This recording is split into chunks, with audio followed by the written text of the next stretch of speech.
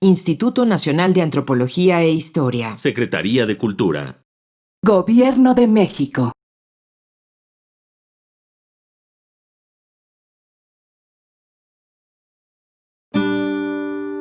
Su sustancia está hecha de evocación, recuerdo, rememoración y de lo que toma del porvenir.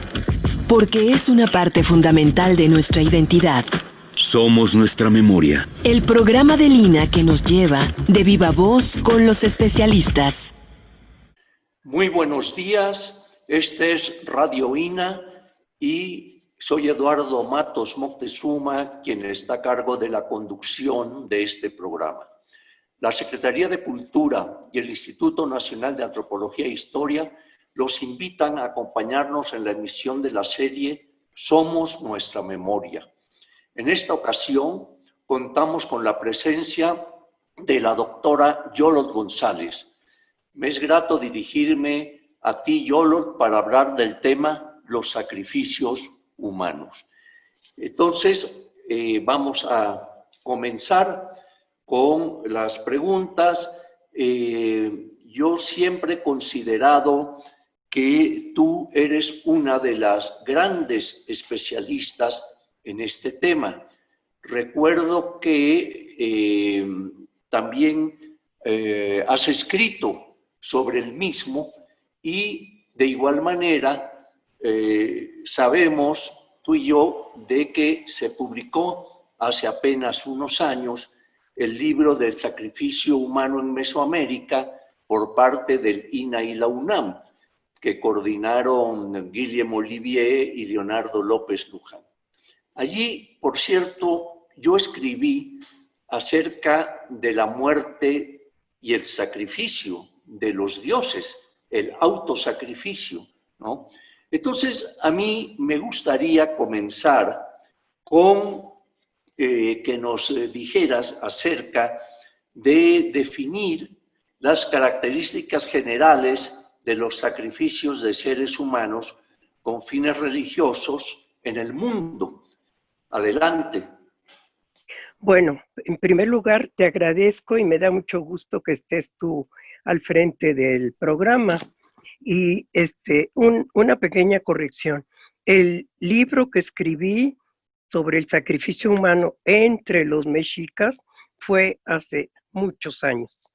Es más, me puedo contar una historia de nuestro querido Miguel Graulich, voy a decir Graulich como se pronuncia y no como se pronuncia en francés, que antes de que empezáramos ambos a estudiar el posible libro o a empezar nuestra producción de libro, quedamos a ver quién lo sacaba primero. Él fue muy amable en recomendarme varios libros de, por ejemplo, la enciclopedia italiana de Loisy, que me fue muy útil. Pero quiero recordar esto porque realmente Graulich fue un personaje que fue muy amable en compartir sus teorías. Y él posteriormente le gané a escribir el libro. Él después escribió uno muy interesante con cuestiones nuevas y pues te repito que fue una persona muy espléndida compartiendo lo que sabía y que podíamos pues incluso ganarle en obtener estos datos. Y también quisiera recordar que él tuvo unas teorías, me estoy saliendo del tema, pero creo que no importa. Adelante. Sí, él hizo unas teorías un poco extrañas acerca de interpretaciones, como que era medio sol, que no, una creencia de un medio sol entre los mexicas, y una explicación de que no conocían los solsticios y los equinoccios, y que entonces estaba todo trastocado los festejos. Me quiero referir a esto porque en un artículo que leí hace relativamente poco, él se queja de que pues no le no leyeron suficientemente este último artículo y que ni siquiera lo refutaron. Bueno, yo no estuve de acuerdo con su teoría, pero de todos modos quiero reconocerle a Michel Graulich todo lo que él escribió y la fantástica persona que fue. Bueno, ahora, yéndonos al sacrificio. En primer lugar, pienso que para sacrificar a un ser humano, pero en realidad para sacrificar cualquier cosa, porque el sacrificio humano es parte de todo lo que hay acerca del sacrificio. Entonces, para eso tienes que creer en que hay unas deidades o un ente sobrenatural al cual le vas a hacer el sacrificio. Ahora, yo tengo una definición de lo que sería el sacrificio para mí. Bueno, en primer lugar quiero decir que la palabra sacrificio viene de la palabra latina sacer o hacer sagrado, que implica la destrucción de un objeto o de una víctima animal o humano a través de la efusión de sangre o por el fuego, por sofocación, por entierro o por otros medios. Precisamente hay un personaje que ha escrito sobre esto, que es Rafael Girard, que dice que para él tiene que haber derramamiento de sangre. Pero bueno, también quiero decir que ha habido varios autores que se han dedicado al estudio específico del sacrificio. Desde luego, uno de los lugares en donde se ha hablado más del sacrificio en general es el sacrificio en la India, pero eso me refiero en general. Pero autores, sociólogos, antropólogos fueron otra vez, pronuncio las palabras tal cual se escriben en español, Mauss y Hebert y Mauss, que escribieron específicamente sobre el sacrificio humano. Hay muchas cosas con las que no estoy de acuerdo con ellos, sobre todo en su definición de la magia, pero esa es otra cuestión. De hecho, también uno de los que empezó a escribir sobre el sacrificio cruento, digamos, fue un señor que se llamaba Robertson Smith, un inglés que también, por cierto, una cosa que me llamó la atención al leer un poco de su biografía es que fue considerado hereje por los de su... Él era protestante y por sus ideas precisamente fue considerado hereje a estas alturas del partido, digamos, fines del siglo pasado, no, principios del siglo pasado, fines del siglo antepasado. Bueno, aparte ya mencioné a Girard, que ese es más contemporáneo, Hubert y Mauss, y a Robertson Smith. Bueno, estaba hablando de todas las personas que han tratado específicamente acerca del sacrificio, específicamente del sacrificio humano. Entonces, una de ellas fue, o unos de ellos, porque son dos, Hubert y Mauss, vuelvo a repetir que pronuncio tal como se escribe en español y no como se diría en francés. Entonces, y aparte, creo que había yo mencionado a Robertson Smith, que es un antropólogo, historiador, es inglés, y que empezó a escribir acerca del sacrificio, sobre todo entre los grupos árabes, y refiriéndose más bien al sacrificio del camello, no de los seres humanos, pero fue el que introdujo toda esta cuestión acerca de la pues el matar a un ser para agradar a la deidad. Entonces, y comenté también que curiosamente este personaje que pues era bastante religioso desde el punto de vista protestante, fue considerado hereje por los protestantes por haber pues incursionado en todo este tipo de cosas. Toda esta presencia de estos investigadores que dieron pie pues a muchas de las ideas, algunas prevalecen, otras no, pero me gustaría saber tu opinión acerca del tema del sacrificio humano. ¿Cuáles son sus características generales, por ejemplo? Bueno, las características generales es precisamente matar a una persona para que, en mi manera de ver, se libere en este acto una especie de energía que va a servir para varias cosas. En algunos momentos va a servir para energetizar al mundo cuando el mundo o los dioses están perdiendo esta energía. Entonces es una especie de alimento, pero alimento un poco abstracto, ¿no?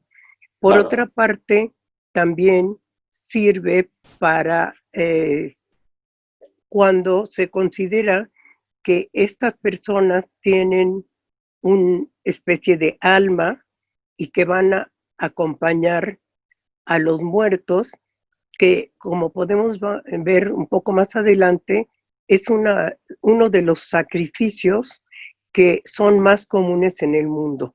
O sea, cuando muere una persona, sobre todo los personajes importantes, se matan a una serie de gentes cercanos a ellos o que les van a servir para que los acompañen a otros lugares del mundo a donde van a ir estos personajes.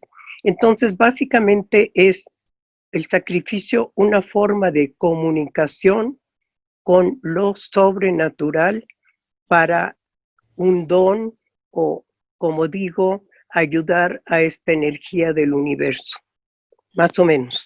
Sí, oye, también existe el sacrificio también de la divinidad, de los dioses. A veces, según algunos relatos míticos, los dioses mismos mueren o se autosacrifican para dar vida, por ejemplo, ¿no? En Mesoamérica tú conoces y has trabajado muy bien esto de la leyenda de los soles, del mito de Quetzalcóatl y su bajada al Mictlán, etcétera, en donde cuando se convocan los dioses en Teotihuacán, el sol, y crean el sol, sin embargo, no camina. Entonces los dioses dicen, vamos a morir todos para que haya movimiento, para que haya noche y día.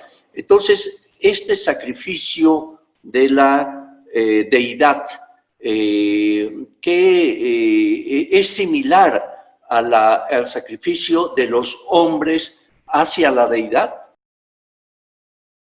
Mira, hay un sacrificio que le podemos llamar primigenio, que no se podría comparar con el sacrificio de Nanáhuatl, sino más bien es un poco antes, es el sacrificio antes de que exista el mundo. Entonces, existen tres ejemplos de los que yo me acuerdo, que es en la India, que ahorita voy a relatar un poquito de qué se trata, el sacrificio de un personaje también entre los germanos y el sacrificio en China. El más sencillo, pues, es el sacrificio de China, que es un personaje que aparece al principio del mundo y que se llama Pan Ku. Es un personaje que surge de un huevo cósmico y que después, al ser sacrificado, parte de su cuerpo va a dar lugar a distintas cosas del mundo. Pero el sacrificio de la India es el sacrificio de Purusha, el hombre primigenio. Entonces ahí decía que el espíritu encarnado tiene 1000 cabezas, 1000 ojos, 1000 pies alrededor de cada lado, rodeando la tierra. Sin embargo, llenando el espacio no más grande que un pequeño momento. Él es mismo este mismo universo. Él es lo que es y lo que será. Es el Señor de la inmortalidad. Todas las criaturas son un cuarto de Él, 3/4. Todo lo que es inmortal en el cielo. De Él, llamado Purusha, nació Virash, y de Virash fue Purusha producido, a quienes los dioses y los hombres sabios hicieron su oblación. Cuando Purusha fue una víctima, ejecutaron un sacrificio. Cuando lo dividieron, ¿cómo lo dividieron? ¿Qué era su boca? ¿Qué eran sus brazos? ¿Y de qué estaban hechos sus muslos y sus pies? El Brahman era me refiero al Brahman, o se refieren ellos a las 4 castas. El Brahman era su boca, el soldado era sus armas, el campesino eran sus muslos, el Shudra servil salió de sus pies. Bueno, para esto es uno de los himnos más antiguos del Rig Veda. El Rig Veda, como sabes, es uno de los 4 Vedas que es la literatura religiosa más antigua de la India, que se produjo probablemente alrededor de 1500 antes de Cristo. Entonces, ese sacrificio primigenio, pues se supone que se va a repetir para que siga existiendo el cosmos. Sin embargo, en la India parece que fue poco frecuente el sacrificio humano, aunque en algunos de los mismos versos del Rig Veda, quiero repetir que los Vedas son los himnos sagrados de la India, los más antiguos, que fueron transmitidos por tradición oral, porque no estaba permitido que los oyeran más que los sacerdotes. Entonces, también hay referencias a que no solamente se sacrificaban los animales, sino que también de repente se sacrificaban seres específicos, seres humanos específicos. Entonces, bueno, este es uno de los mitos primigenios más conocidos en el mundo. Sí, oye, qué interesante, ¿eh? Tú pues también viviste en India y también te especializaste en la religión de aquel país, ¿no? Y esto que nos relatas es realmente revelador, ¿no? Siguiendo con el tema, sería interesante ver este aspecto de cómo los sacrificios, sobre todo humanos, deben ser repetitivos, porque constantemente van a ocurrir en diversas sociedades, ¿no? Porque, digamos, ¿por qué esa importancia de que se repita el elemento del sacrificio en humanos? Bueno, en relación a esto del mito cósmico, es precisamente para que se regenere el universo en general. Un ejemplo lo tenemos con lo del sacrificio del fuego de los 52 años, ¿no? Es precisamente para procurar de que el mundo no desaparezca. En general, esa es una idea pues, que existe en varias partes del mundo. Pero, por otro lado, el sacrificio se repite porque hay que quedar bien con los dioses, hay que, reconocerlos y reconocerlos de alguna manera pues importante. Acuérdate también que, por ejemplo, las creaciones de los hombres en el Popol Vuh, pues no les acababan de convencer a los dioses porque no los adoraban como ellos esperaban. Pero una de las formas de adoración que no se menciona en el Popol Vuh, pero se menciona en otras, es precisamente, en primer lugar, que los alimenten.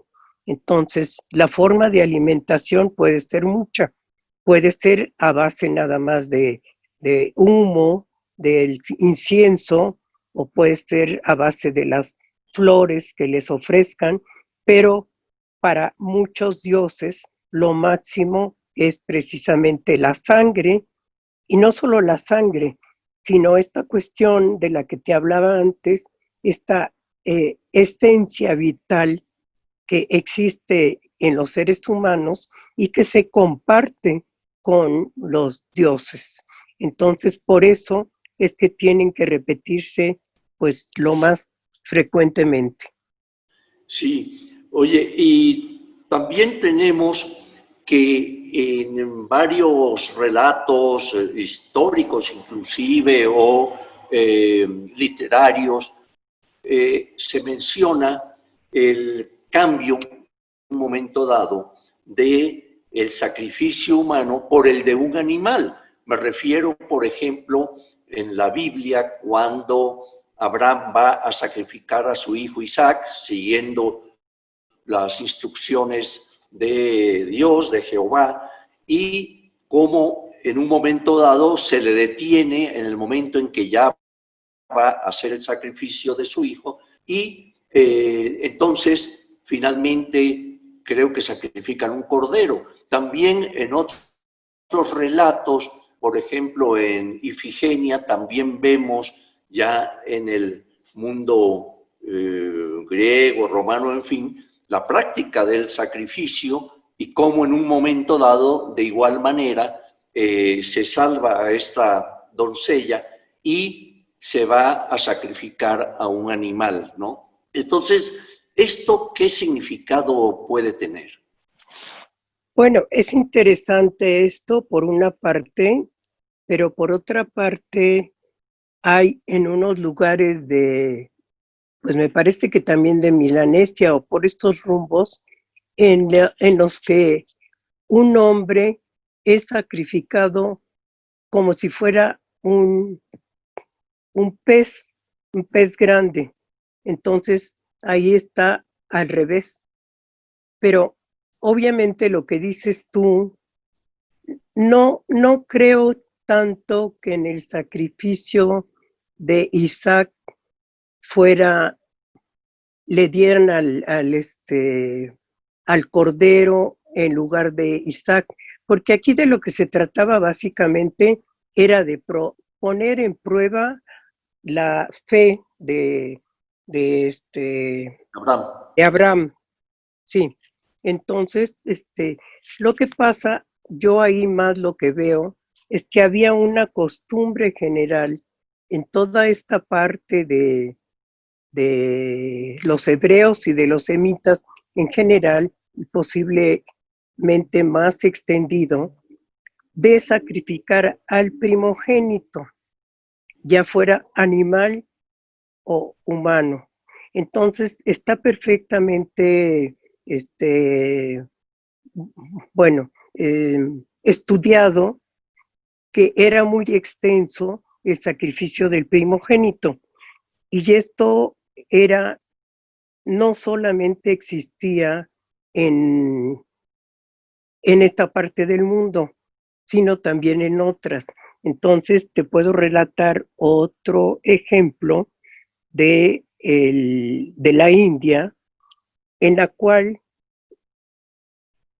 un rey que no había tenido hijos, que se llamaba Harishchandra, le rogó al dios Varuna. Tú sabes que en la India hay un montón de dioses, ¿no? Sí. Pero y por cierto, este rito o este mito pertenece también a la misma época que te conté del Rig Veda. Entonces, son mitos muy antiguos.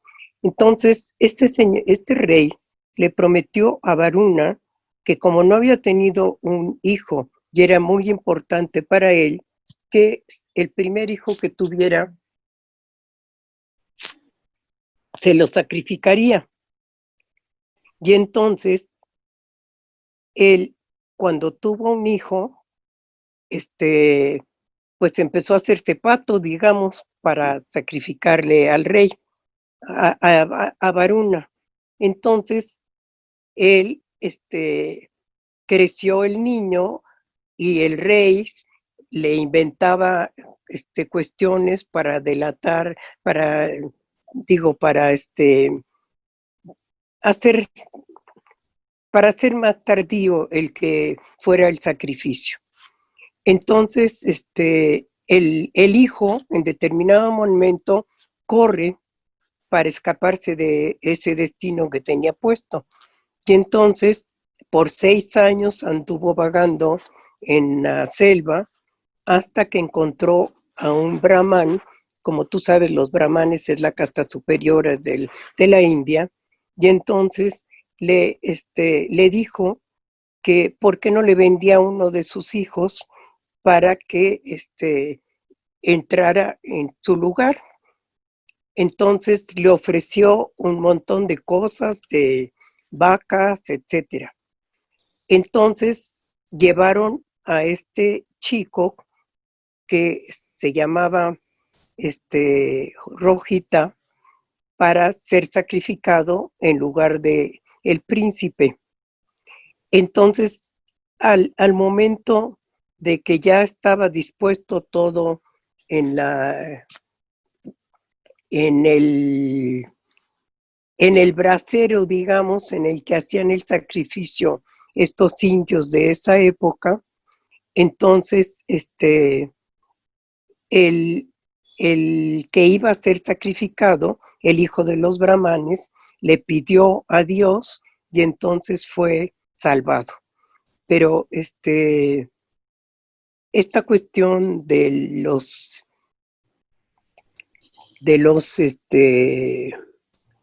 personajes principales que tenían que ser sacrificados fue muy extendida en todo el mundo.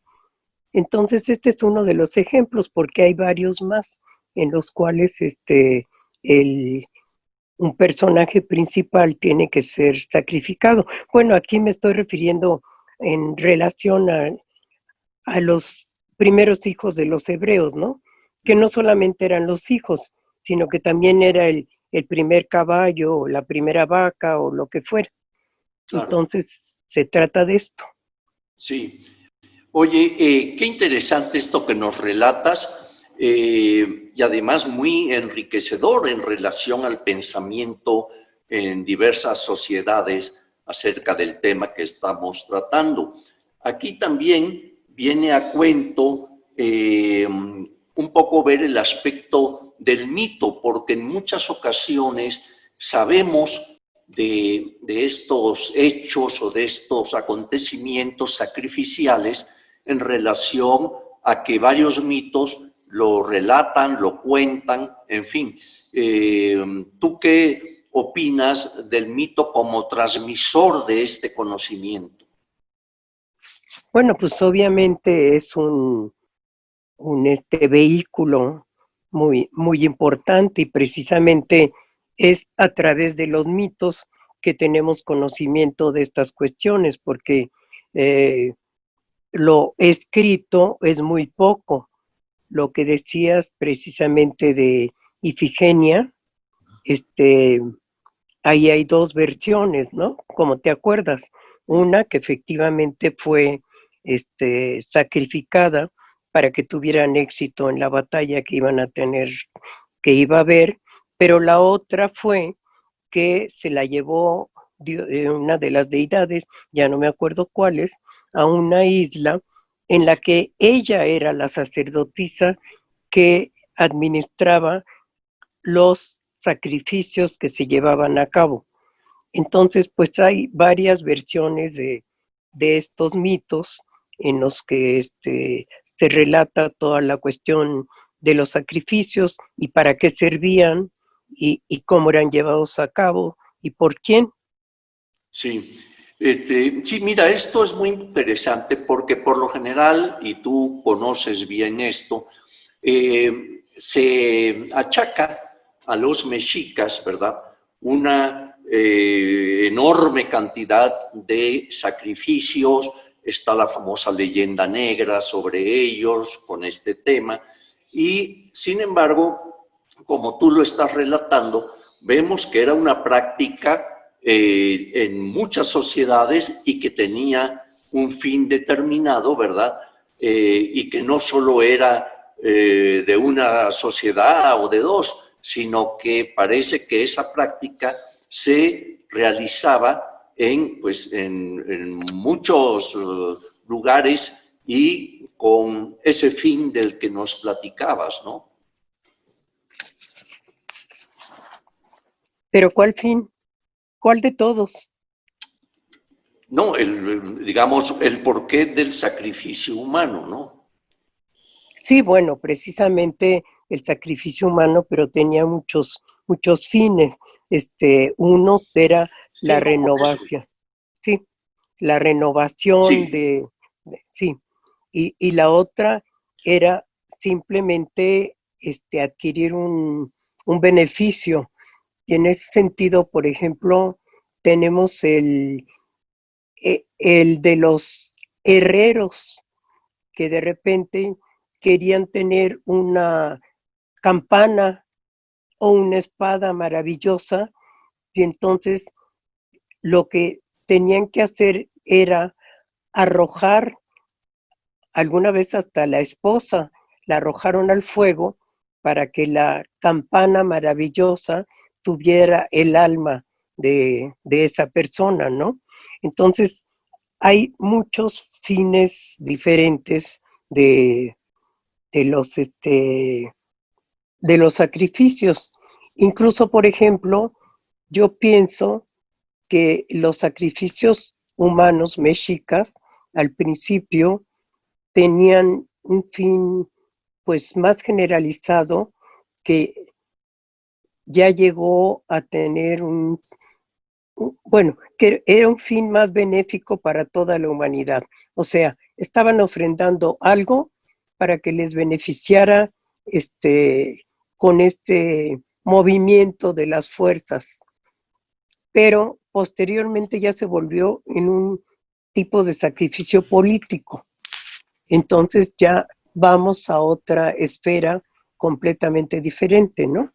Entonces, pero hay, pues sí, diferentes tipos de sacrificios en todo el mundo y con diferentes motivos propiamente. El hecho es que un asesinato no es lo mismo que un sacrificio, porque siempre en un sacrificio está involucrado un ser supremo o un ente o lo que sea a través del cual se va a dirigir lo que está uno ofrendando, ¿no? Y entonces hay todo un ritual específico para llevar a cabo el sacrificio. No es nada más matar a una persona y ya. Porque, por ejemplo, en el caso de los asirios, que mataban los miles de gentes, hasta donde sabemos, todas esas matanzas no eran dedicadas a los dioses. En cambio, un sacrificio tiene que tener un ritual previo en el cual se va a llevar a cabo esa ofrenda hacia los dioses con determinados fines, ¿no? Como eso hemos estado viendo. A veces es un fin para toda la sociedad, a veces es un fin personal incluso, y a veces pues son diferentes tipos de situaciones, pero el sacrificio siempre está vinculado con un ritual especial para llegar a ese ser sobrenatural que puede ser un ser concreto, digamos, puede ser un sacrificio directo a Huitzilopochtli, o puede ser un sacrificio en general al Dios del cielo, ¿no? Entonces, bueno, hay distintos tipos de sacrificios.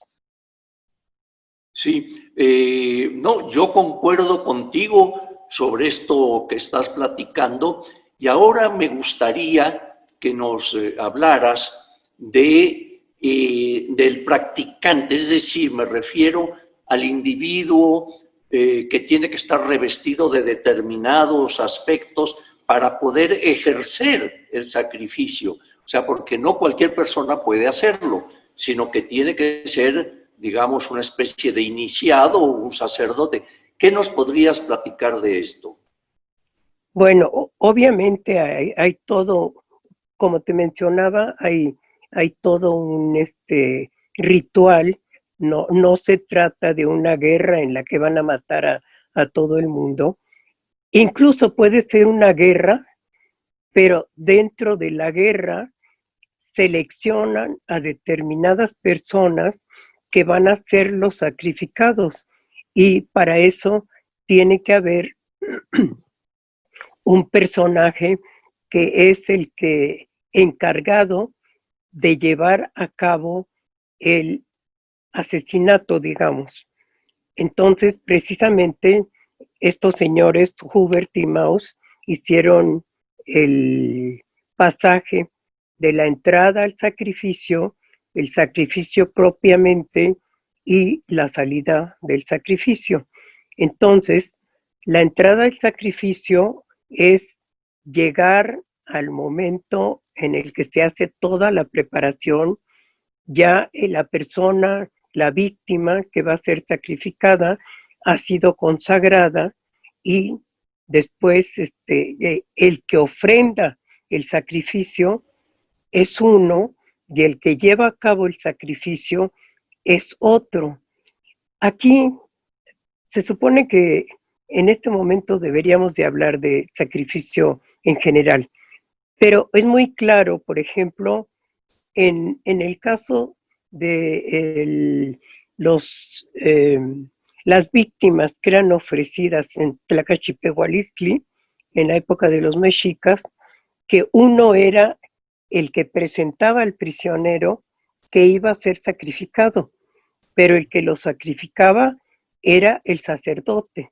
O sea, el sacerdote en cualquier momento está como amparado para recibir esa descarga de sacralidad que va a venir en el momento en el que lleve a cabo la oxición ritual. Entonces, no todo el mundo está capacitado para llevar a cabo un sacrificio, sino que tiene que ser una persona en específico que tenga, como te digo, esa capacidad para recibir el fuerte impacto de la muerte de la persona que va a matar, ¿no?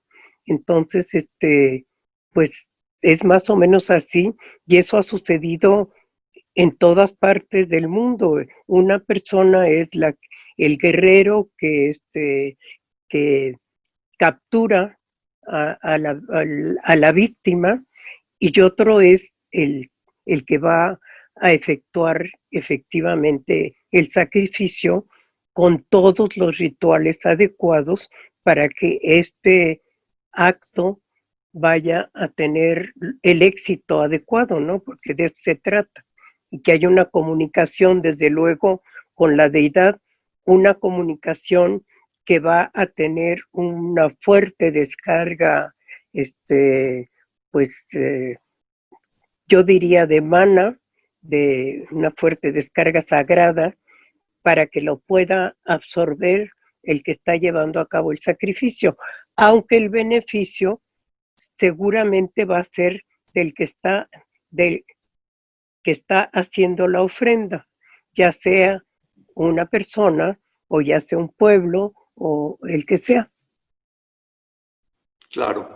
Oye, entonces, vemos entonces cómo en un momento dado se necesita ser parte de un ritual, ¿verdad?, en el cual el sacrificio va a tener lugar. También debe ser una persona iniciada, o sea, con diferentes características, que es el que va a ejercer finalmente el sacrificio, aunque haya sido otra persona el que, digamos, lleva el cautivo, lo que sea.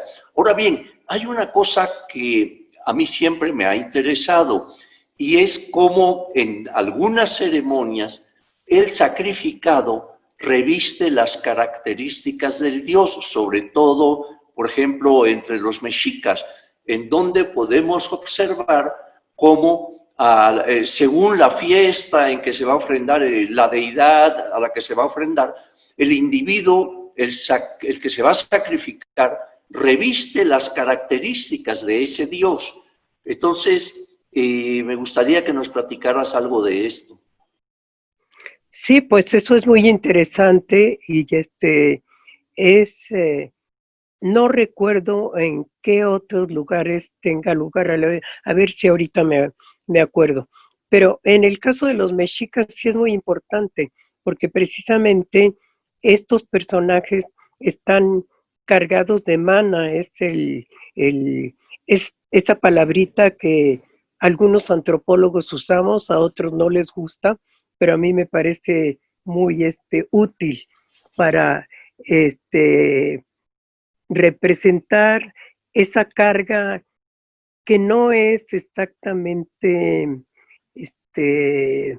pues es sagrada en cierto sentido, pero es una carga especial que existe en todo el universo, pero que de repente se concentra en determinados personajes, ¿no? Entonces sí, esto de los Ixiptla, de los personajes que estabas mencionando, es muy interesante porque desde luego no son solo las víctimas que mediante ciertos rituales son convertidos en representantes de los dioses, sino que de repente son otros personajes que no van a ser sacrificados porque los mismos sacerdotes de repente también se convierten en estos Ixiptlas, que son representantes de los dioses en la tierra. Entonces, al matar a este dios, al dios mismo que están representando, pues obviamente se va a descargar esa energía humana para que se comparta con lo que están intentando los sacerdotes mexicas, que se revigorice ese aspecto de que ellos están procurando, ¿no? Como por ejemplo, desde luego el maíz. Entonces, yo creo que más o menos va por ahí de esta representación de los dioses. No recuerdo si hay en alguna otra parte del mundo, pero seguramente lo hay, esta representación divina, pero sí, desde luego, muchos de los personajes que son sacrificados en otros casos, sí están teniendo esta carga sagrada para que pueda ser compartida con pues con el universo, ¿no? En general. Exacto. Oye, y bueno, ya que estamos hablando de este sacrificio, digamos, simbólico de los dioses, ¿verdad? O sea, el sacrificado revestido de la presencia de determinado dios, Esto me lleva a pensar el momento de la conquista aquí en México, o sea, cómo en un momento dado pues entran en choque dos maneras de concebir el universo, dos maneras de actuar dentro de las dos religiones que se encuentran. Y entonces yo siempre, y en alguna conferencia lo he dicho, lo que sentiría, imagínate un sacerdote mexica, ¿verdad?, que le muestran un Cristo crucificado. O sea, es un sacrificado, es una persona llagada, sangrante, en forma de cruz, o sea, lo que quizá les recuerda al Dios viejo y del fuego, cuyo símbolo era precisamente estar en medio de una forma, bueno, ahora sí, que cruciforme, ¿no? Entonces, este personaje sangrante, yo me imagino que ante los sacerdotes mexicas, pues digamos que en cierta forma, les era común, o sea, pese a que el sacerdote cristiano quiere revestir, desde luego, desde su punto de vista, la presencia de esa deidad sacrificada o muerta, ¿verdad? El sacerdote mexica, pues, le era, por decirlo así, más común esa imagen, ¿no? No, claro que sí, pero además hay varias pues, versiones de lo que se piensa acerca del sacrificio de Cristo. De hecho, en la misa se está rehaciendo este sacrificio. O sea, Cristo paga con su vida las culpas de los hombres y en el ritual de la misa se repite este sacrificio. Y pues es un autosacrificio que representa la abnegación ideal, porque era la ofrenda de la propia vida. Y según algunos autores, los padres cristianos vieron en el sacrificio de Isaac una prefiguración de la de Jesús, que dicen, así como el carnero fue enviado por el deseo divino para ser un sustituto de la ofrenda de Isaac, así Cristo fue sacrificado en lugar de toda la humanidad. Entonces, en la misa se está reproduciendo la acción del sacrificio y acuérdate que nos ofrecen, bueno, el sacerdote se bebe la sangre de Cristo a través del vino y a nosotros nos ofrecen, bueno, a los que somos cristianos, yo no soy, pero me estoy generalizando, ofrecen la carne de Cristo. Así es que ahí está totalmente una reproducción de un sacrificio humano que aunque no fue la intención de los romanos y de los judíos de sacrificarlo en esa forma, pues se ha interpretado, ¿no? Entonces, hay la reproducción en la misa de un sacrificio. Ahora, ¿cómo lo tomaron los mexicas? Pues obviamente, cuando les presentan todas esas imágenes sangrantes de Jesucristo y demás, pues obviamente lo asocian con sus sacrificios sangrantes. Claro, claro. Y es muy interesante este aspecto de la misa como recordatorio de lo ocurrido en el Calvario y del sacrificio de la deidad para los cristianos. Entonces, este es un punto muy interesante en el cual, en relación a los mitos, en ocasiones parten de un acontecimiento histórico, luego se mitifica, se deifica, y entonces vemos que hay necesidad de estarlo repitiendo, ese ritual constantemente, ¿no? Es el caso de la misa en el cristianismo, es el caso de determinadas veintenas que se repiten año con año entre los mexicas, en fin, esta necesidad de que el mito se repita a través del rito. ¿Qué nos podrías platicar de esto? Bueno, pues sí, efectivamente lo que tú estás diciendo es una repetición total en todas las religiones posiblemente. Bueno, lo tenemos muy bien ejemplificado en los rituales mexicas, pero en otros rituales también son muy importantes. Pero, ¿sabes qué? Me gustaría comentar antes de que se termine el programa algo de los mitos acerca de los acompañantes de los muertos, porque esto es muy importante. No Adelante, solamente, muy bien, buen tema. no solamente en el caso de los mexicas, como tú sabes, cada vez que moría un rey, sobre todo, se hacían todos unos funerales amplísimos, ¿no? Para que fueran a acompañar al muerto.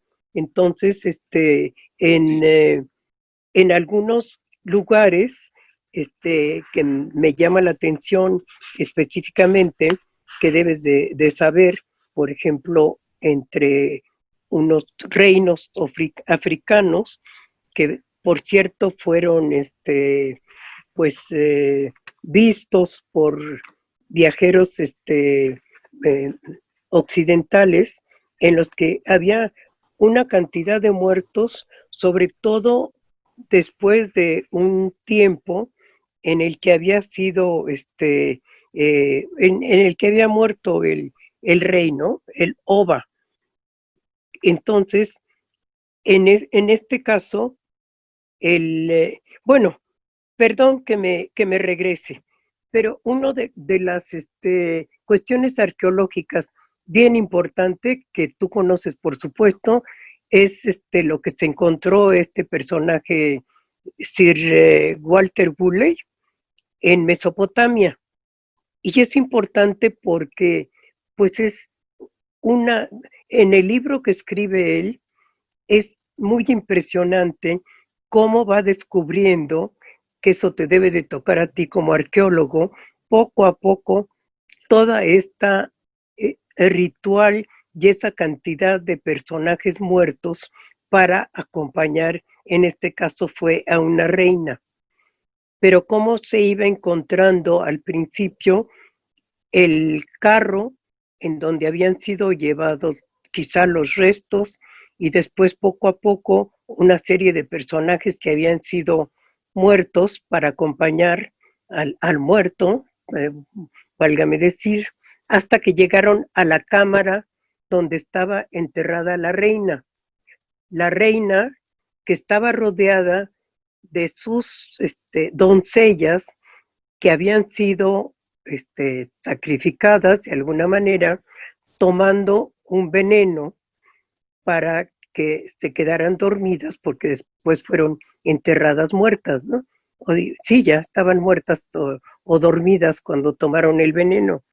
Y alrededor de ellas hay toda una serie de tesoros maravillosos que se encontraron, que fueron enterrados con ellos, pero además muchísimos otros personajes que también fueron enterrados con estas tumbas. Fueron encontradas varias tumbas de este tipo que se llaman las tumbas reales de Ur. Eso es como 2300 antes de Cristo. Y me adelanto también para pasarnos a otro país, que es China, en donde también se han encontrado este tipo de enterramientos con acompañantes de los muertos, que así es como les llamo yo a estos sacrificios, los acompañantes de los muertos, que son prácticamente miles, de algunos que son los acompañantes que eran los cercanos a la corte de el rey que había sido enterrado ahí. Entonces, ¿cómo les dieron muerte? No recuerdo exactamente. Como mencioné, las acompañantes de la reina de Ur, a estos, no sé si les dieron una medicina, los enterraron vivos o qué. Pero aparte de estos acompañantes que eran miembros de la corte, aparte de algunas concubinas, también alrededor de ellos había a personas que habían sido sacrificadas de otra manera. O sea, cuando ya se había llenado la tumba, que era un espacio de un cuadrado cubierto con telas o con lo que sea, después se iba rellenando de tierra y entonces hacían que los prisioneros ya eran otros tipos de personas a los que se iban a sacrificar, hacían que los prisioneros se hincaran a la orilla del agujero que habían hecho para la tumba y entonces les cortaban la cabeza y los despedazaban y arrojaban todos estos pedazos a la tumba. Entonces, estos enterramientos masivos dejaron de ocurrirse, de hacerse. Por ejemplo, en Mesopotamia hubo después muy pocos sacrificios humanos y en China, aunque continuaron, no fue de esta forma masiva, pero sobre todo para los enterramientos de los monarcas. Entonces, sí, eso me parece muy interesante, por eso antes de que terminara el programa quería yo mencionarlo. Sí, qué bien, porque traes a mi memoria aquella tumba que todavía no ha sido excavada en su totalidad del emperador chino Qin Shi Huangdi, que es el que unifica China a través de conquistas, y cómo le hacen su mausoleo, ¿verdad? Y el hijo, una vez que muere el padre, el emperador, lo entierra ahí, lleva a las concubinas, como tú comentabas, lleva también a los que hicieron la tumba, ¿verdad?, con engaños, para que no fueran a regresar a robarse los tesoros depositados en honor del emperador. Y entonces se cierran las puertas y pues mueren todos. Ahora bien, lo único que se ha encontrado es esa maravillosa presencia de las 8,000 figuras de todo un ejército, ¿verdad?, en China, y todo esto ocurrió más o menos en el año 200, 100 antes de nuestra era. Pero también, ya para terminar, sería bueno recordar el destino de los sacrificados. En el caso de los mexicas, bien sabemos, tú lo has comentado en tus libros, cómo quienes morían en sacrificio, ¿verdad?, o inclusive en guerra, etcétera, iban a ir a acompañar al sol en una parte de su recorrido, del orto al mediodía. Entonces, pues ya para finalizar, coméntanos algo sobre estos destinos o los destinos en otros lugares de los individuos sacrificados. Bueno, uno que es muy interesante, aunque no son exactamente los sacrificios, el destino de los sacrificados, porque muchas veces el destino de los sacrificados, como por ejemplo los que fueron sacrificados en la guerra de Troya, eran más bien pues para ser servidores del muerto, ¿no? Pero en otros casos, un poco parecido a lo que sucedía con los guerreros muertos en la guerra de los mexicas, pues eran los que se iban al Valhalla, que precisamente, bueno, este es otro caso de sacrificios, pero en este caso los que se iban al Valhalla no eran los sacrificados, sino que eran los que se iban los que habían muerto en la guerra.